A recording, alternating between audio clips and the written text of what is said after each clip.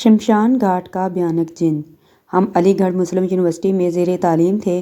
ہمارے گروپ میں 3 لڑکیاں اور 5 لڑکے شامل تھے۔ لڑکیوں میں ایک مسلمان، ایک سکھ اور باقی ہم تینوں ہندو تھے۔ لڑکیاں تینوں ہی ہندو تھیں۔ تعلیم مکمل ہونے کے بعد بھی ہمارا گروپ اسی طرح چلتا رہا۔ مہینے میں ایک آدھ بار کوئی نہ کوئی سب کو دعوت دیتا اور ہم اکٹھے ہو کر پرانی یادیں تازہ کرتے۔ اسی طرح سردیوں کی ایک شام ایک دوست نے ہم سب کو دعوت دی اور اس دفعہ سب نے مل کر کچھ ایڈونچر کرنے کا سوچا۔ کسی نے پرفضا مقام پر جانے کی رائے دی اور کسی نے تاریخی مقام پر جانے کا کہا۔ سردار جی نے ہمیں پنجاب آنے کی دعوت دی، جس پر ہم سب راضی ہو گئے اور اگلی بار ملنے پر پنجاب جانے کا منصوبہ بنا لیا۔ وقت گزرتے آخر وہ دن بھی آ گیا جس دن سب ملے اور ہم بذریعہ ٹرین پنجاب کے لیے نکل کھڑے ہوئے۔ یہ دسمبر کا ایک سرد دن تھا۔ سورج ہلکی دھند کی لپیٹ میں تھا۔ ہماری ٹرین جس وقت پنجاب میں داخل ہوئی 7 بج رہے تھے۔ 9 بجے ٹرین کسی چھوٹے سے اسٹیشن پر رکی اور معلوم ہوا انجن میں بڑی خرابی ہو گئی ہے اور صبح تک انتظار کرنا ہوگا، نیا انجن آئے گا تو ٹرین چلے گی۔ سردار جی نے اتر کر آس پاس کا جائزہ لیا اور آ کر بتایا کہ 2 اسٹیشن چھوڑ کر ہمارے گاؤں کا اسٹیشن ہے۔ باتوں باتوں میں ہی سب نے فیصلہ کر لیا کہ ہم صبح تک انتظار کرنے کی بجائے ٹرین کا سفر یہیں چھوڑ کر یہاں سے پیدل ہی نکل چلتے ہیں۔ اس طرح کچھ ایڈونچر کرنے کا موقع ملے گا۔ اب ہم نے اپنے بیگ کندھوں پر اٹھائے اور چل پڑے۔ ہم سب گپ شپ کرتے بے فکر جا رہے تھے کیونکہ سردار جی کو سب راستہ معلوم تھا۔ 2 گھنٹے تک چلنے کے بعد جب سب تھک کر چکنا چور ہو گئے تو فیصلہ ہوا کہ اب کچھ آرام کیا جائے اور اگر اس وقت کوئی گاڑی مل جاتی ہے تو اسی میں گاؤں پہنچا جائے، مگر اس سنسان کچے پکے راستے پر گاڑی کا سوال ہی پیدا نہیں ہوتا تھا، وہ بھی آدھی رات کے وقت۔ ہمارے آس پاس صرف کھیت کھلیان تھے جن میں سے کتوں کے بھونکنے کی آوازیں آ رہی تھیں۔ اچانک کتوں کی آوازیں بدل گئی اور وہ بھونکنے کی بجائے عجیب آواز میں بولنے لگے۔ اسی وقت دور کہیں کسی گاڑی کی لائٹیں نظر آنا شروع ہو گئیں۔ ایک طرف ہم کتوں کی آوازوں سے خوفزدہ ہوئے اور دوسری طرف خوش بھی، کیونکہ اگر یہ کوئی گاڑی تھی تو ہم سب گاؤں جلدی پہنچ سکتے تھے۔ جیسے ہی گاڑی قریب آئی کتوں کے رونے کی آوازوں میں اضافہ ہو گیا۔ مسلمان لڑکے عبداللہ نے بتایا کہ کتے جب کوئی غیر مرئی مخلوق جنات یا آتما وغیرہ دیکھتے ہیں تو رونے لگتے ہیں۔ رات کے اس وقت اس نے آتما کا ذکر کیا تو ہم سب نے اس کا بہت مذاق اڑایا کیونکہ ہمارا جنات پر یقین نہیں تھا۔ سردار جی نے اپنی کوئی منطق پیش کی کہ کتوں کے رونے کی، جس پر سب متفق ہو گئے، مگر لڑکیاں بہرحال کتوں کے رونے کی وجہ سے کچھ خوفزدہ ہو گئی تھیں۔ جیسے ہی گاڑی قریب آئی ہم نے دیکھا کہ وہ بڑی وین تھی۔ ہم نے اشارہ دے کر گاڑی رکوائی اور سردار جی ڈرائیور کی طرف گئے اور جا کر اپنے گاؤں کا ایڈریس بتایا تو اس نے کہا کہ وہ اسی طرف جائے گا اور ہمیں ساتھ لے جانے پر رضامند ہو گیا۔ ہم سب گاڑی میں آ بیٹھے۔ ہمارے ساتھ ایک ہندو لڑکا کرشن تھا جس نے عبداللہ کی باتوں کا بہت مذاق اڑایا۔ وہ تھا بھی تھوڑا شوخ اور چلبلا سا۔ وہ فوراً جا کر فرنٹ سیٹ پر بیٹھ گیا، حالانکہ وہاں سردار جی بیٹھنا چاہتے تھے۔ خیر، ہم باقی سب پچھلی سیٹوں پر آ گئے۔ تب ہم نے گاڑی کی ہلکی سی لائٹ میں دیکھا کہ ڈرائیور کا چہرہ بہت عجیب قسم کا تھا۔ اس کی طرف دیکھ کر پتہ نہیں کیوں ریڑھ کی ہڈی میں سنسناہٹ توڑتی محسوس ہوتی تھی۔ وہ سارے راستے خاموشی ہی رہا اور کوئی بات نہیں کی، جبکہ ہم سب باتیں کرتے ہنستے کہکے لگاتے ہی رہتے تھے۔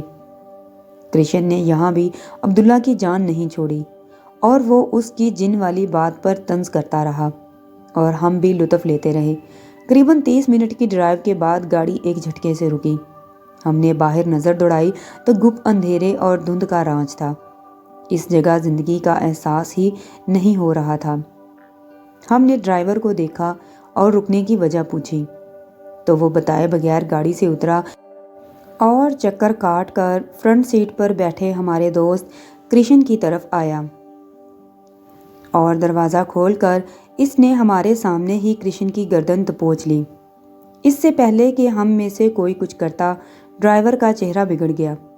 اس کے لمبے نکیلے دانت باہر آ گئے، آنکھوں میں خون اتر آیا۔ اس نے فوراً کرشن کی گردن میں دانت گاڑ دیے۔ ہم سب کی چیخیں نکل گئیں۔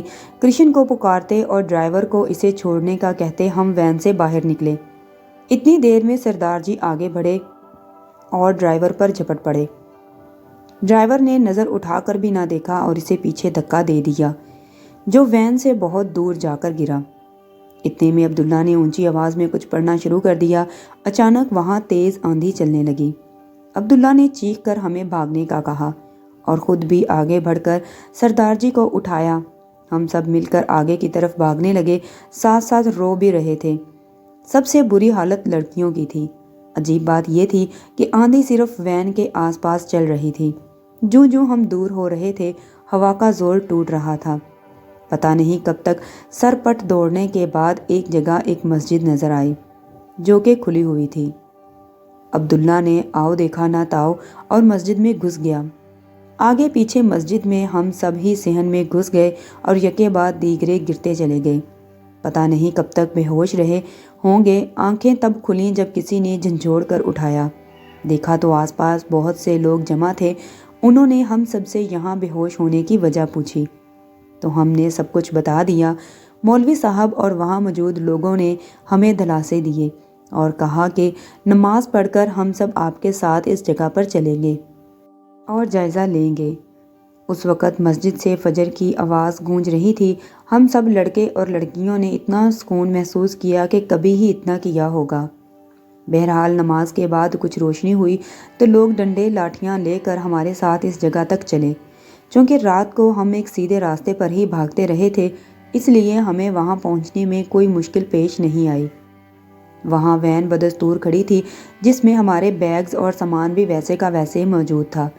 وین کے پاس کچھ ہی فاصلے پر گوشت پوست سے آری ایک انسانی ڈھانچہ پڑا تھا۔ اس ڈھانچے کے گلے میں موجود چین اور کلائی میں موجود رسٹ واچ سے ہم نے پہچانا کہ وہ کرشن کا ہی ڈھانچہ ہے۔ اب جو ہم نے اس جگہ کو غور سے دیکھا تو کیا دیکھا کہ وین جس جگہ پر کھڑی تھی وہ ایک پرانے شمشان گھاٹ جہاں ہندو اپنے مردے جلاتے ہیں کا داخلی دروازہ تھا۔ شمشان گھاٹ کی حالت انتہائی ابتر تھی۔ یوں لگتا تھا جیسے بہت عرصے سے یہاں کوئی نہیں آیا۔ ہم تمام لوگ اور کرشن کے ڈھانچے کے ہمراہ مسجد میں واپس آئے اور مولوی صاحب نے ڈھانچے کو غسل دلوا کر ہم سب دوستوں کی اجازت سے اسے مسجد کے پاس ہی موجود قبرستان میں دفنا دیا۔ اس کے بعد ہم کچھ دیر وہیں مولوی صاحب کے پاس رہے اور پھر سردار جی کے گاؤں آ گئے، مگر ہمارا دل اور دماغ اب بھی وہیں اٹکا تھا۔ کرشن ہمارے گروپ کا سب سے لاڈلا لڑکا تھا۔ اس کے بغیر ہمارا گروپ بالکل سونا ہو گیا۔ آج بھی جب ہم ملتے ہیں تو عبداللہ سے رو رو کر معافی مانگتے ہیں کیونکہ ہمیں لگتا ہے کہ ہم نے اس دن جن بھوت کی بات پر عبداللہ کا مذاق اڑایا تھا اور جس نے سب سے زیادہ مذاق اڑایا وہ نہیں جانتا تھا کہ اس کی اپنی موت بھی ایک آتما یعنی بدرو کے ہاتھوں لکھی تھی۔ آخر میں بس اتنی سی گزارش ہے کہ کبھی رات کے وقت اپنے محفوظ سفر سے علیحدگی اختیار نہ کریں، خواہ آپ گھر کے کتنے ہی نزدیک کیوں نہ ہوں۔ اگر آپ بھوت پریت پر یقین نہیں کرتے تو بھلے نہ کریں، مگر یوں کسی کا مذاق نہ اڑائیں۔ یہ دنیا کی زندگی ہے اور یہاں وہ سب ممکن ہے جو کبھی ہم نے سوچا بھی نہیں ہوتا۔ آج کرشن ہم میں نہیں مگر کہیں نہ کہیں ہم سبھی خود کو اس کی موت کا قصوروار سمجھتے ہیں۔ جی تو دوستو، کہانی کیسی لگی مجھے کمنٹ سیکشن میں ضرور بتائیں۔ ویڈیو اچھی لگی ہو تو میرے چینل کو سبسکرائب کریں، ویڈیو کو لائک کریں، شیئر کریں، دعاؤں میں مجھے یاد رکھیں۔ ملتے ہیں پھر بہت جلد ایک نئی ویڈیو کے ساتھ، تب تک کے لیے اللہ حافظ۔